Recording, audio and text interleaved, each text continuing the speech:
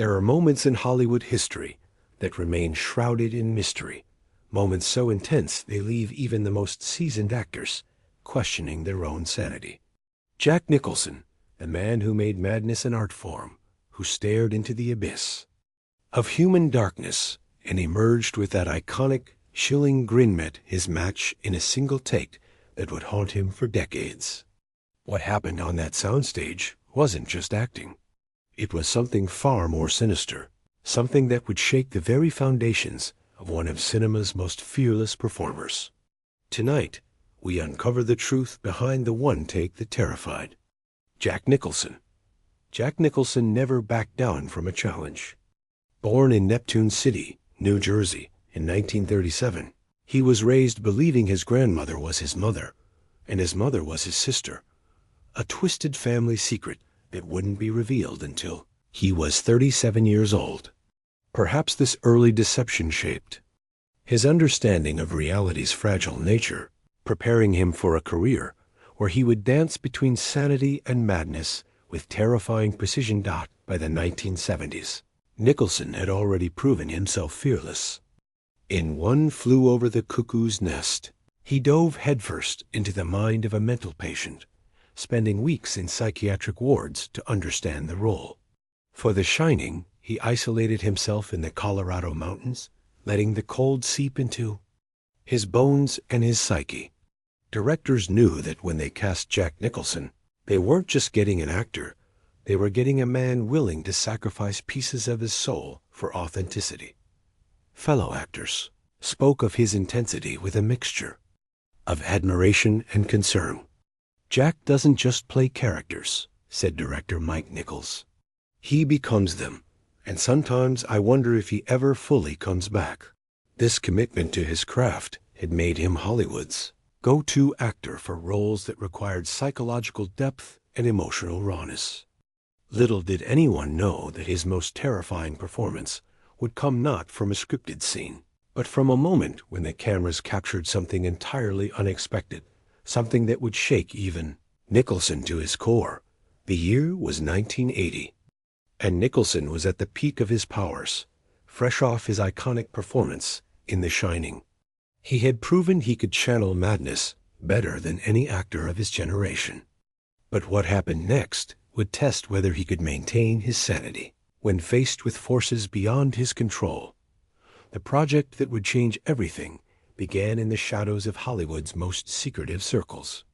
Producer Harold Schneider, known for his work on psychological thrillers, had acquired the rights to a script that had been making rounds for years, a script so disturbing that several A-list actors had reportedly turned it down after reading just the first act. The Corridor, as it was known, was based on real events from a 1960s psychological experiment that had gone horribly wrong. The story centered around a man who becomes trapped in a recurring nightmare, unable to distinguish between dream, reality. What made the script particularly unsettling wasn't just its content, but the method by which it was written.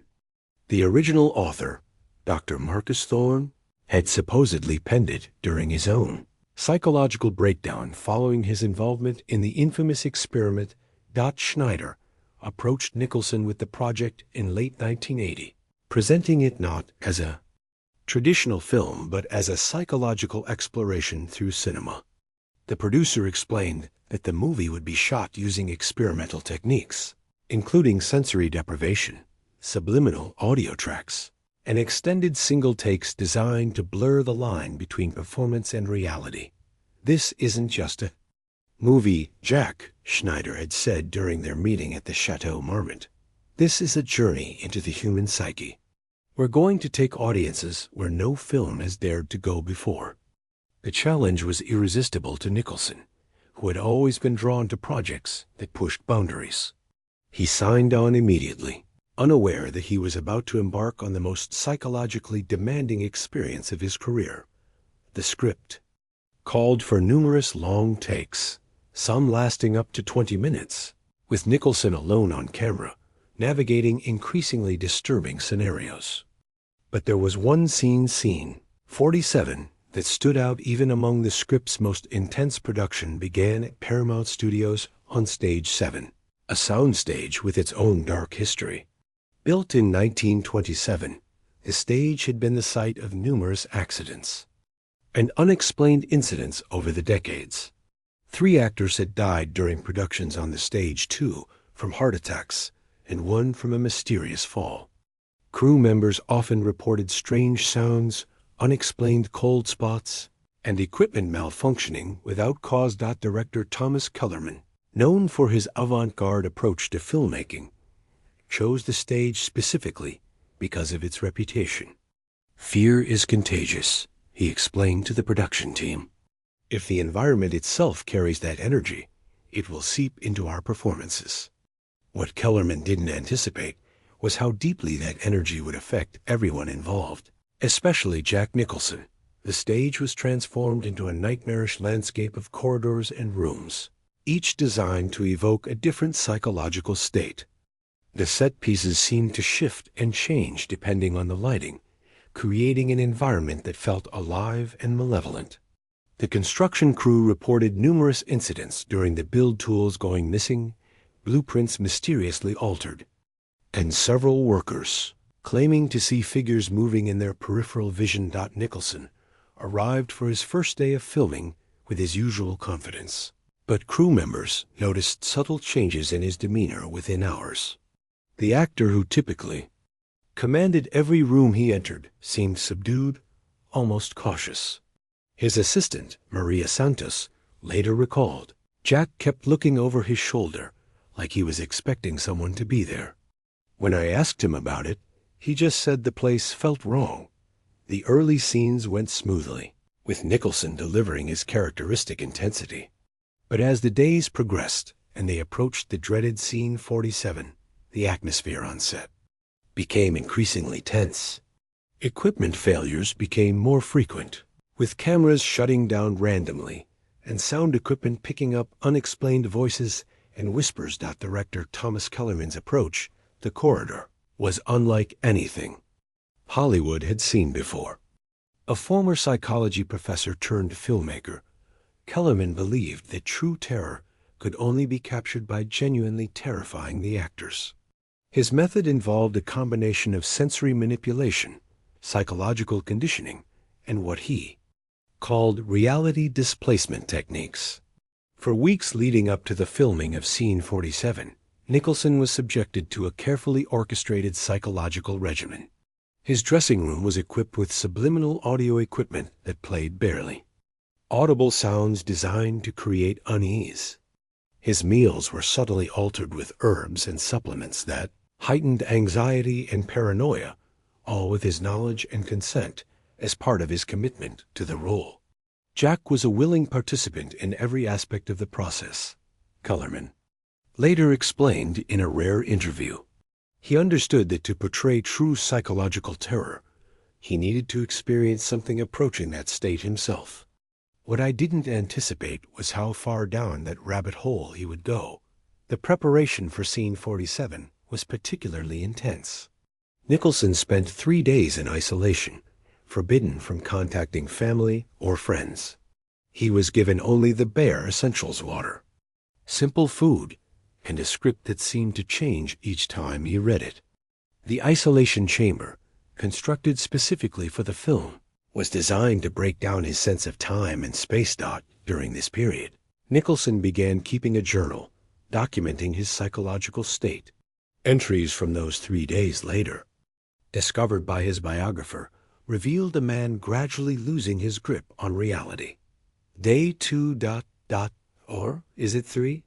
The walls seem closer than yesterday. I can hear voices, but when I listen closely, there's nothing. Thomas says this is normal, that the mind fills in the silence with its own fears. I hope he's right. The psychological conditioning extended beyond isolation. Kellerman employed hypnosis sessions designed to implant specific phobias and anxieties that would surface during filming. Nicholson, believing this would enhance his performance, submitted to procedures that in hindsight seemed dangerously experimental. As filming progressed, something unprecedented began happening to the script of The Corridor.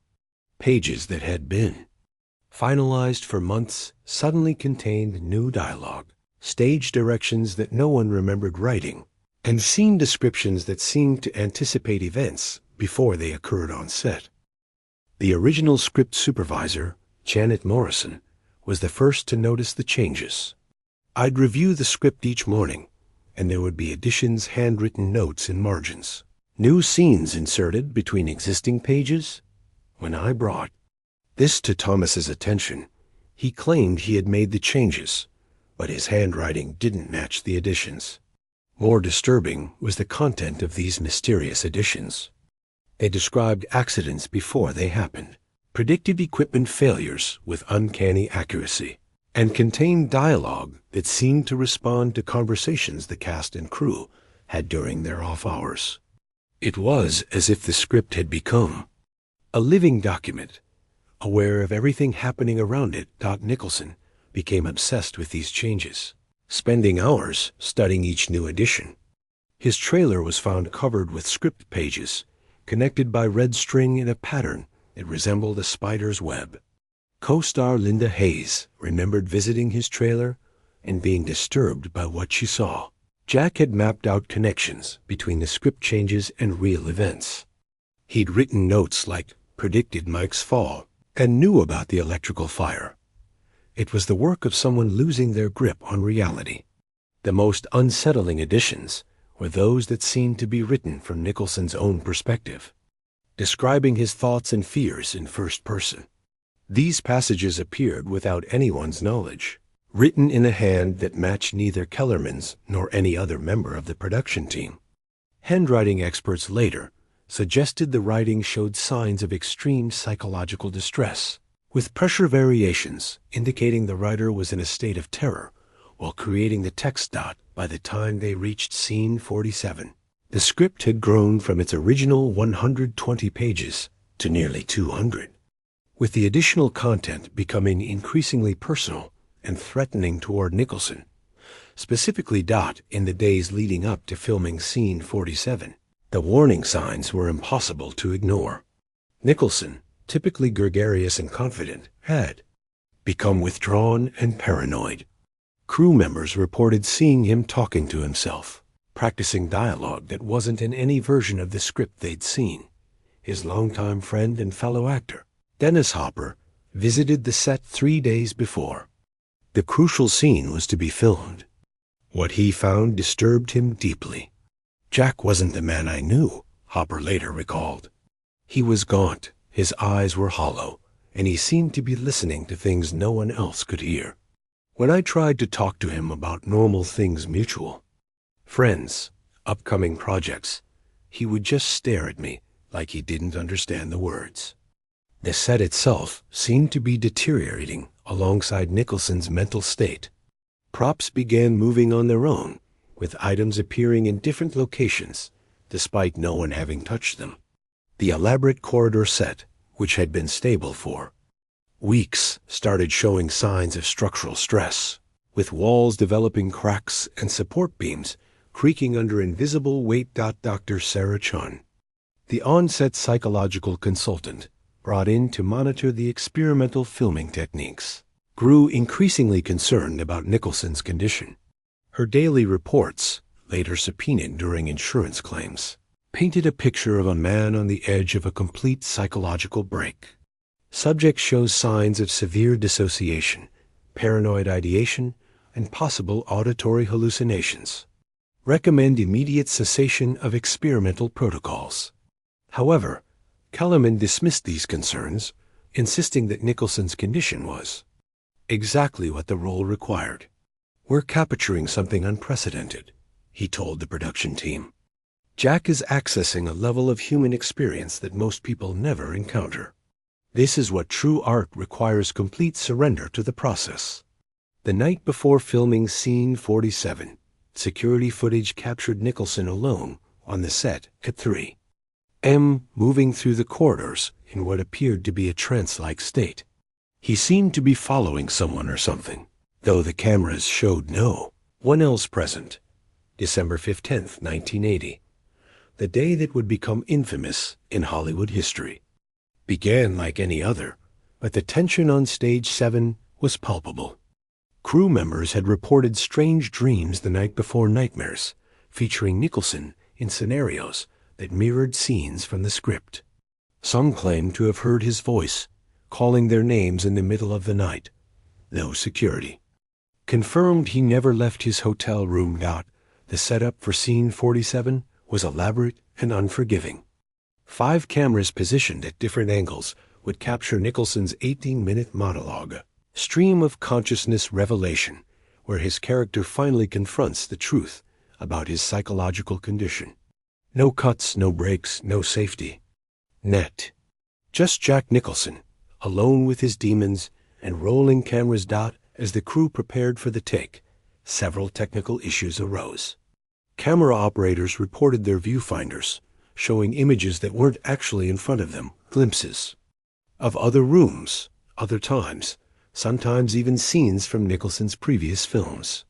Sound engineer Tommy Rodriguez noticed his equipment picking up audio from sources that shouldn't exist, conversations from decades past, music from the 1940s, and underneath it all, a low humming that seemed to emanate from the stage itself.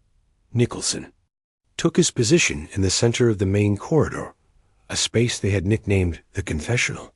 The lighting was minimal single bulbs, casting harsh shadows that seemed to move independently of any logical source.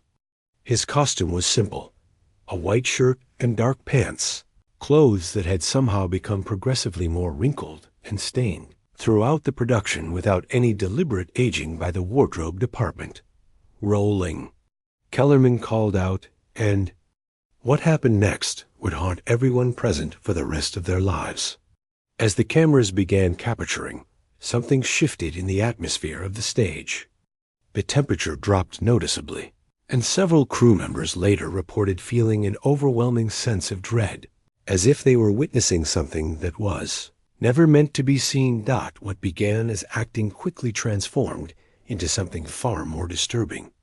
Nicholson started his monologue as scripted, but within minutes, it became clear that something unprecedented was happening. His words, while following the general structure of the scene, began incorporating personal details from his life memories, fears and secrets that weren't in any version of the script. Camera operator Bill Stevens, who had the closest view of Nicholson during the take, described the transformation. It was like watching someone become possessed. Jack's entire body language changed. His voice took on different tones, and his eyes looked like he was seeing things that terrified him beyond comprehension. The monologue began with Nicholson's character discussing the nature of reality and sanity, but as the take progressed, the lines between character and actor began to blur. He started referencing events from his childhood that had never been made public, revealing traumatic experiences with a raw honesty that made the crew deeply uncomfortable. "I see them all," he whispered into the camera, his famous grin replaced by an expression of pure terror. "Everyone I've ever been, everyone I could have been, they're all here, in this place between sleeping and waking.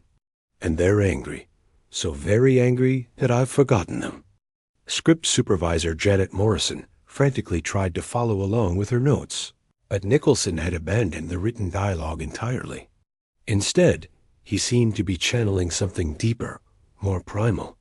His movements became increasingly erratic, and he began interacting with invisible presences, having conversations with people who weren't there. The most disturbing moment came approximately 12 minutes into the take. Nicholson suddenly stopped speaking and stared directly into the main camera with an expression of recognition and terror.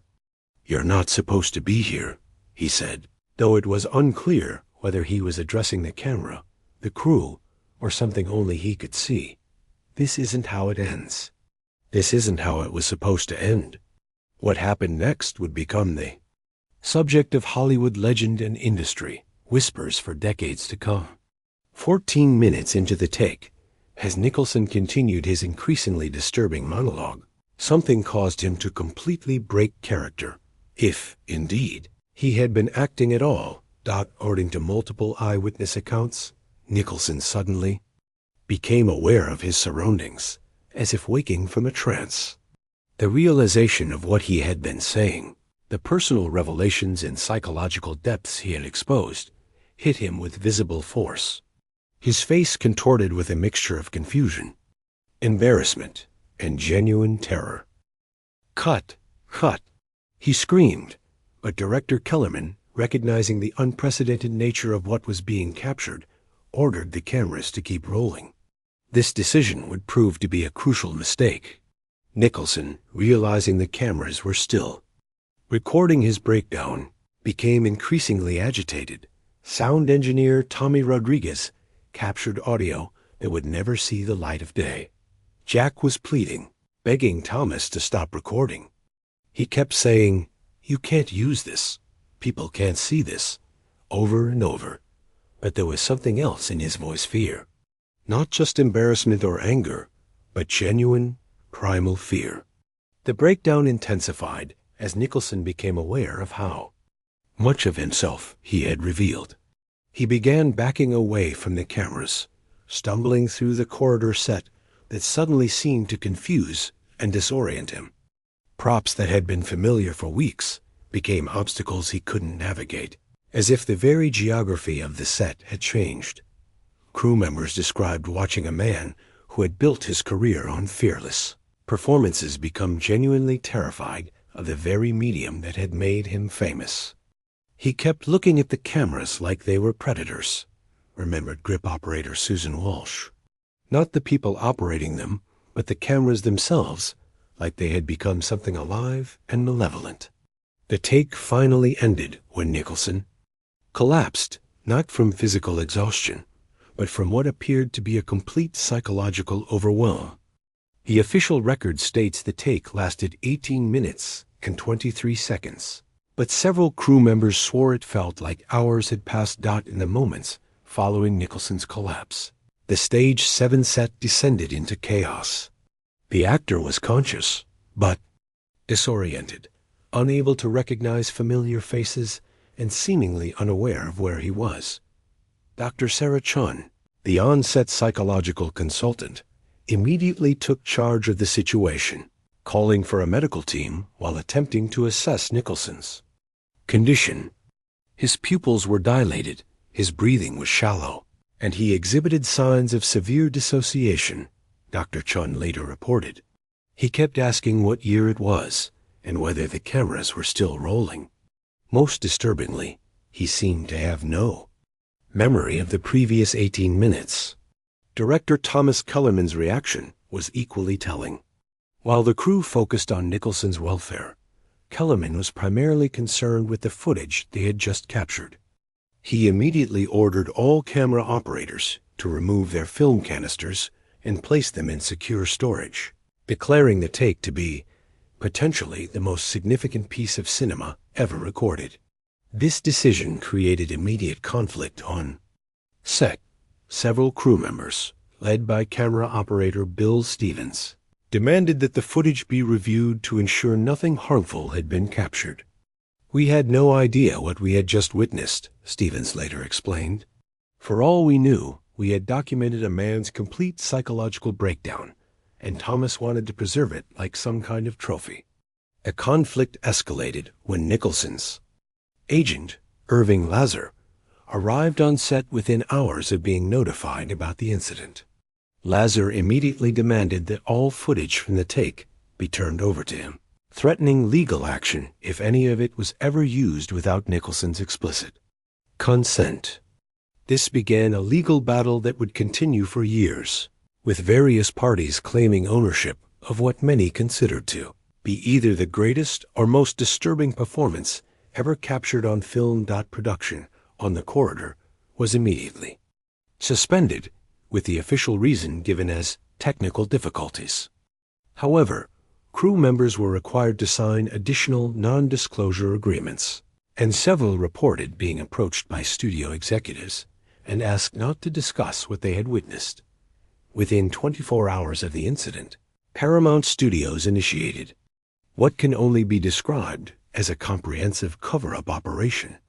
The official story released to the press was that Nicholson had suffered from exhaustion and dehydration, requiring a brief hospitalization for observation. No mention was made of the experimental filming techniques, the psychological preparation, or the disturbing content of the final take. Studio head Michael Eisner personally oversaw the damage control operation. All physical evidence of the unconventional production methods was removed from Stage 7, including the psychological conditioning equipment, the isolation chamber, and the mysterious script additions. The elaborate set was dismantled with unusual speed, with workers reportedly instructed to destroy rather than store the set pieces. The most concerning aspect of the cover-up was the treatment of the crew members who had witnessed the incident. Several reported being offered substantial bonuses in exchange for signing more restrictive confidentiality agreements. Those who hesitated faced implicit threats to their future employment in the industry. Janet Morrison, the script supervisor, who had documented the mysterious changes to the screenplay, found her detailed notes confiscated by studio security. When she protested, she was informed that all documentation related to the production was considered proprietary material belonging to Paramount. Her subsequent attempts to discuss the incident publicly resulted in her being effectively blacklisted. From major studio productions, sound engineer Tommy Rodriguez faced similar retaliation when he attempted to keep copies of the audio recordings from the final take. His equipment was confiscated, and he was informed that any attempt to reproduce or distribute the recordings would result in criminal prosecution. They treated that footage like it was nuclear material, Rodriguez later said. The level of secrecy and fear surrounding it made us all wonder what exactly we had captured. Even more disturbing were reports that several crew members began experiencing psychological symptoms similar to those Nicholson had exhibited. Within weeks of the incident, 3 different people who had worked on The Corridor sought psychiatric treatment for anxiety, paranoia, and what they described as intrusive memories of scenes they had never actually witnessed. The Jack Nicholson who emerged from the Corridor incident was markedly different from the confident, charismatic actor who had entered the project months earlier. Those close to him noticed immediate changes in his personality and behavior that would persist for years to come. His longtime friend and collaborator, director Roman Polanski, was among the first to observe the transformation. Jack became obsessed with privacy in a way that was completely out of character for him, Polanski later revealed. He had always been open about his life, his relationships, his process as an actor. After The Corridor, he became secretive, almost paranoid about people knowing too much about him. The changes weren't merely psychological. Nicholson's approach to acting underwent a fundamental shift. Known for his fearless commitment to challenging roles, he began turning down projects that required deep psychological exploration, scripts that involved themes of madness, psychological breakdown, or experimental filmmaking were categorically rejected, regardless of the financial incentives offered. His agent, Irving Lazar, struggled to understand the change in his client's career trajectory. Jack went from being willing to take any risk for his art to being almost conservative in his choices, Lazar explained in his memoirs. He would read scripts and immediately identify elements that reminded him of The Corridor. Those scripts would end up in the trash, sometimes literally. More concerning were the reports from Nicholson's personal relationships. Friends and romantic partners described a man who seemed haunted by experiences he couldn't or wouldn't discuss. He developed a habit of checking and rechecking that doors were locked, windows were secure, and recording devices were not present in his home. Perhaps most telling was his relationship with cameras and filming. Crew members on subsequent projects noted that Nicholson seemed uncomfortable with long takes, often requesting breaks during extended scenes. His famous intensity remained, but it was now tempered by what appeared to be a deep-seated anxiety about losing control during performances. The fate of the 18 minutes and 23 seconds of footage from that terrifying take became one of Hollywood's most enduring mysteries. Multiple parties claimed ownership, legal battles raged for years, and rumors persisted about secret screenings and unauthorized copies circulating among industry insiders. Officially, all footage from The Corridor remained locked in Paramount's vault system, classified as damaged and unusable due to technical failures. However, persistent rumors suggested that director Thomas Kellerman had managed to secure a copy before the studio's confiscation efforts began. These rumors gained credibility when Kellerman disappeared from Hollywood entirely, relocating to Europe and abandoning his filmmaking career. In 1985, 5 years after the incident, a mysterious advertisement appeared in several underground film magazines, offering a screening of previously unseen footage from a major Hollywood production at a private venue in Los Angeles. The event, which took place in a converted warehouse, attracted approximately 50 people, mostly industry professionals and film enthusiasts who had heard whispers about the Nicholson footage. Attendee reports from this screening were both limited and contradictory. Some claimed the footage was clearly fake, a staged recreation designed to capitalize on the legend. Others insisted they had witnessed something genuinely disturbing, a performance so raw and psychologically authentic that several people left the screening early. Film critic Jonathan Rosenbaum, who allegedly attended the screening, wrote cryptically about the experience years later. There are certain images that once seen cannot be unseen, certain performances that reveal truths about the human condition that we are not meant to witness. If what I saw that night was genuine, then we must question whether art has the right to extract such a price from its creators. The projectionist for that evening, who requested anonymity, provided perhaps the most disturbing account. The footage was unlike anything I had ever seen. It wasn't just the content, which was deeply unsettling, but the quality of the film itself seemed wrong. The images had a clarity that was almost supernatural, and the audio contained layers of sound that shouldn't have been possible with 1980s recording technology. What makes the Corridor incident particularly significant is not just what happened, but how completely the Hollywood establishment closed ranks to bury the story. In an industry known for gossip and indiscretion, the level of silence surrounding the incident was unprecedented and telling. Major entertainment journalists who had built careers on exposing studio secrets and celebrity scandals showed no interest in investigating the story. When approached by independent writers and researchers, these journalists claimed they had never heard of the incident or dismissed it as industry folklore with no basis in reality. This silence extended to Nicholson's Hollywood contemporaries. Actors who had worked with him before and after the incident, directors who had witnessed his transformation, and producers who had been involved in the cover-up, all maintained complete discretion about what they knew. Even decades later, as many of these figures wrote memoirs and gave retrospective interviews, The Corridor remained a taboo subject. The few industry insiders who did speak about the incident did so anonymously and years after the fact. A former Paramount executive, speaking to a documentary filmmaker in the 1990s, provided perhaps the most revealing insight. There are some things that happen in this town that are too big, too dangerous to let out.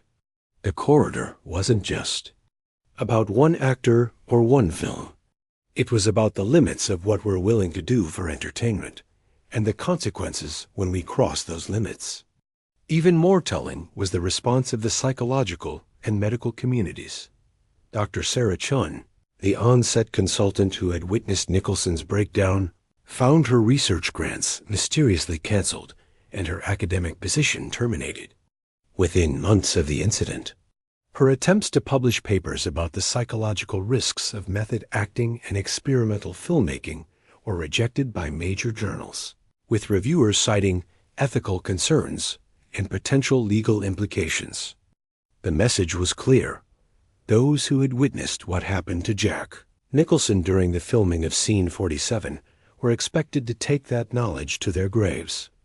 Today, more than 4 decades after that terrifying day on Stage 7, the impact of the corridor incident continues to reverberate through Hollywood, though few acknowledge its influence openly. The event marked a turning point in the industry's approach to method acting and experimental filmmaking, establishing unofficial boundaries that remain largely unspoken but universally understood. Jack Nicholson's career, while continuing to flourish with memorable performances in films like Terms of Endearment and Batman, never again reached the psychological depths he had explored in his earlier work. Industry observers noted that his later performances, while still powerful, maintained a certain emotional distance that hadn't been present before. 1980. It was as if he had learned that some doors, once opened, could never be fully closed again. The incident also influenced a generation of filmmakers who had heard whispers of what had happened. Directors began implementing stricter protocols for intense scenes. Psychological consultants became standard on productions involving method acting, and the industry quietly established guidelines for protecting actors from potentially harmful experimental techniques. Perhaps most significantly, the corridor incident contributed to a broader conversation about the ethics of entertainment and the price of artistic authenticity. The question of how much suffering is acceptable in the pursuit of great art had been raised before, but rarely with such stark consequences documented by multiple witnesses. The mystery of the footage itself remains unsolved.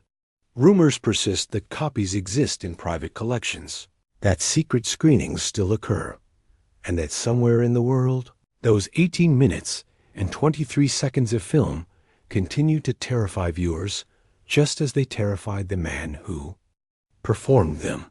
Some say that late at night, when the wind is right and the security guards aren't paying attention, you can still hear echoes on Stage 7 at Paramount Studios.